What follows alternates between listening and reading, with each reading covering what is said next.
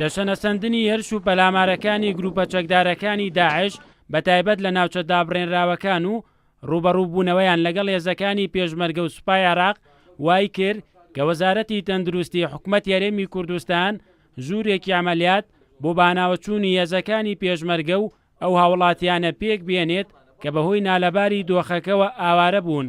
لەوبارەیە وەزیری تەندروستی حکومەت یاریێم بە کورسات نیوزی ڕاگەیان بەهۆی ئاڵۆزبوونی دۆخەکەوە وەزارەتەکەی باوکاری دەستگای تەندروستی پێشمەرگە ژوورێکی عەمەلیاتی پێکهێناوە بۆ باناوەچوون و گەیاندنی پێداویستی تەندروستی بە هێزەکانی پێشمەرگە و ئەو هاوڵاتیانەی کە ئاوارە بوون. تیمی پزیشکی و دەرمان و پێداویستی پزیشکی و ئەمبولانس و کەلوپەل دابین بکەین بە هەمانگی لەگەڵ دەستگای تەندروستی پێشمەرگە نەخۆشخانەکانی شۆڕش بۆ هەموو هێزەکانی پێشمەرگە لە بەرەکانی ڕوبەڕووبوونەوە و لە ناوچە کوردستانەکانی دەرەوەی هەرێم بۆ ئەمە بەستە ئێمە ژوورێکی عەمەلیاتمان لە وەزارە دروست کردو. ئەو ئاوارانەی کە هاتوونەتە سنووری دوهۆک و سنووری مووسڵ کە تەنها ئەوەی دوهۆک 220,000 ئاوارەیە بێجگەل لە هەزارەها ئاوارە هاتوونەتە هەولێر لە شاری مووسڵ و تکریتەوە.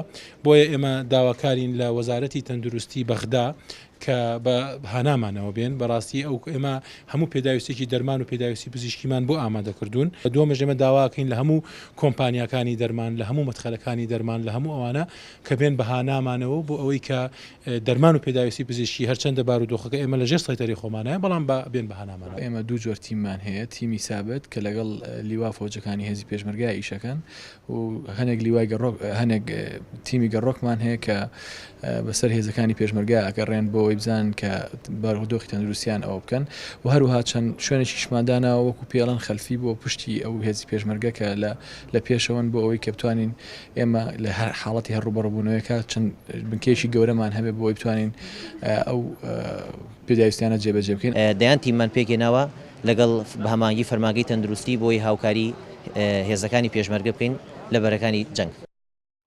لە ماوەی چەند ڕۆژی بەردەوامبوونی شەڕ و پێکدادانەکانی نێوان چەکدارانی داعش و هێزەکانی پێشمەرگە و سوپای عێراق ژمارەیە کوژرا و برینداری بەدوای خۆی داهێناوە و وەزیری تەندروستی هەرێمیش ئاماری شەهید و برینداربووان بۆ کورسات نیوز دەخاتە ڕوو. ئامارەکان لە خەڵکی مەدەنیش بووە و خەڵکی بڵین پێشمەرگەش بووە. 3 شەهیدمان هەیە پێشمەرگەوە چەند 8 بریندارمان هەیە و هەروە خەڵکی جێشی عێراقیش وە بزانم 3 شەهید و 22 برینداریان هەیە. هەروەها خەڵکی مەدەنیش نزیکەی 4 شەهید و 29 برینداریان هەیە و خەستەخانەکانی هەرێم هەمووی کراوەتەوە بەڕووی هەمویانە.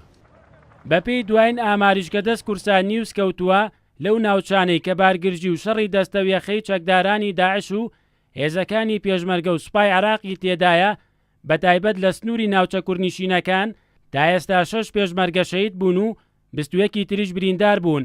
هەروەها 14 سەرباز لە سوپای عێراق شەهید بوون و 37 تریش بریندار بوون.